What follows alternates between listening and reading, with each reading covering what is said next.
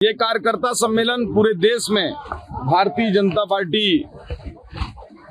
का चल रहा है और सरगुजा लोकसभा के रामानुजगंज विधानसभा का भारतीय जनता पार्टी के कार्यकर्ताओं का आज बलरामपुर में सम्मेलन था।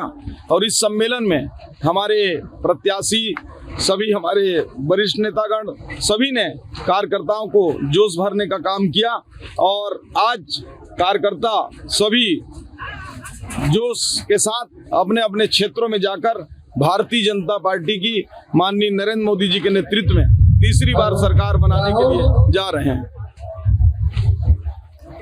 देखिए, राजनीति और चुनाव में हर बात चुनौतीपूर्ण रहती है।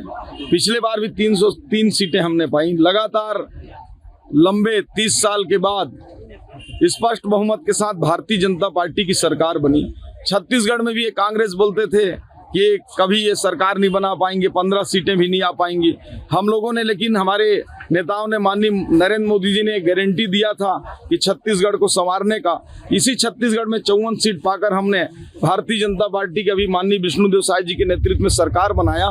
तो मुझे पूरा भरोसा है और मैं ये विश्वास के साथ कह सकता हूं कि इस बार माननीय नरेंद्र मोदी जी के नेतृत्व में हम लोग 400 सीटें पार करेंगी और ये कोई बहुत मुश्किल नहीं है, ये उससे ज्यादा ही सीटें जाएंगी। छत्तीसगढ़ में यहाँ सिर्फ पदाधिकारी नहीं बल्कि जितने भी भाजपा के कार्यकर्ता हैं, पोलिंग बूथ के कार्यकर्ता हैं, सारे लोगों के मन में ये बात है कि मोदी जी का जो गारंटी है उस पर सारे लोगों को भरोसा है।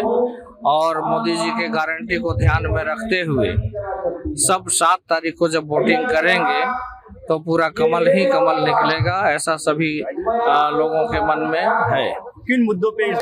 मोदी जी का गारंटी और उसके साथ साथ केंद्रीय नेतृत्व से और जो मुद्दे आएंगे उस पर भी बात करेंगे। जनता पर भरोसा। अभी जब मैं भाषण दे रहा था तो वहां पर बात आया कि यहाँ रेलवे का विस्तार होना चाहिए और वास्तव में सही भी है।